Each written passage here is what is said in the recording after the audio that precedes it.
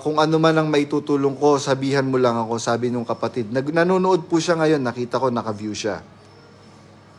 Bro, hypothetical but possible. Paano mag-o-offer si KDR na bumaliktad ka sa nauna mong statement? Kapalit ang malaking halaga. Ano gagawin nyo? Hindi po kayang bayaran ng pera yung aking dignidad.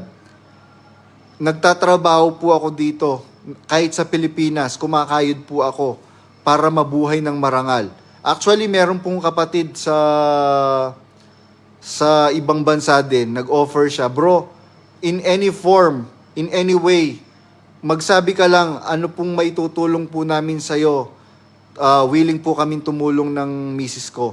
Sabi niya ganyan, bro, salamat po sa offer, pero kung ano man po yung ino-offer nyo na yan, highly appreciated po yan, but I decline kung mas ibigay nyo po yan sa mas nangangailangan. Sabi ko, ang kailangan ko po ngayon is support morally and in prayer.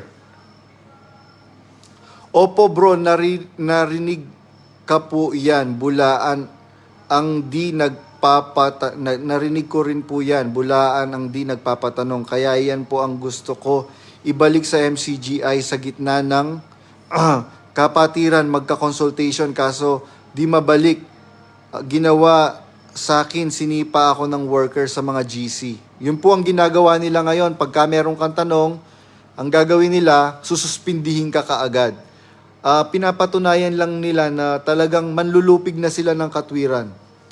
Kaya sa lahat po ng mga kapatid na nangasuspindi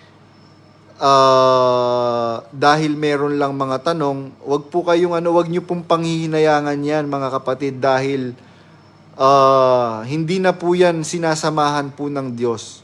Masakit pong katotohanan, pero yun po ang katotohanan. Nakakasabay po pa po kayong dumalo dati, kung natatandaan pa ninyo sa San Roque. Hindi po ako taga San Roque. Brad Glenn, kain na po tayo sa Jollibee. Debunk na ni Brad JR ang halal. Bro, sino po mas sinungaling sa palagay mo, si Kibuloy o si KDR? Ayoko po magsalita regarding that question.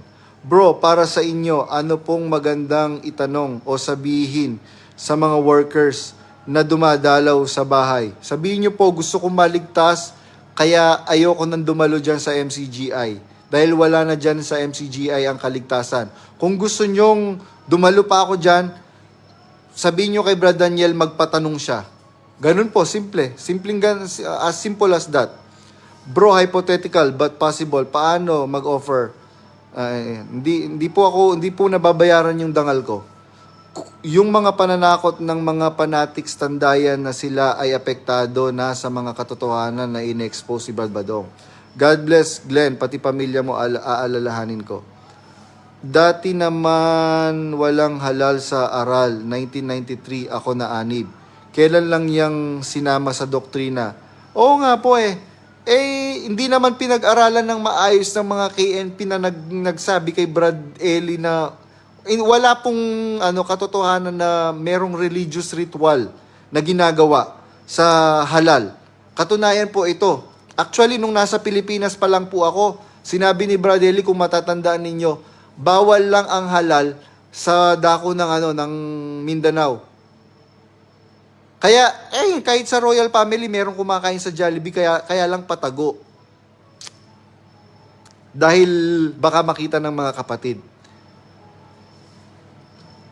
Meron nga mga manggagawa, kilala ko na kumakain ng ang tawag ka namin, ang code name namin sa Jollibee, Jubaru. Para hindi uy, bili mo ako ng Jubaru. Jubaru yung code name. Naiinggit po si Broccoli, di siya makapasok dito kasi naka-block post siya sa inyo at si Kuya Adel.